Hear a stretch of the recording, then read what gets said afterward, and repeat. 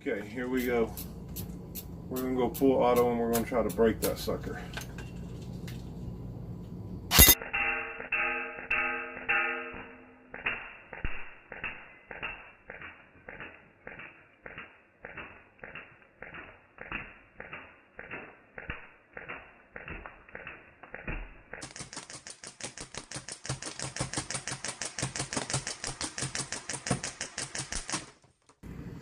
Oh my, this is unbelievable.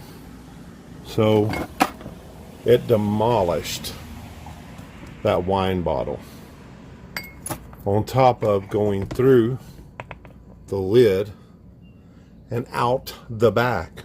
That is just ridiculous. I'm blown away. I don't know what to say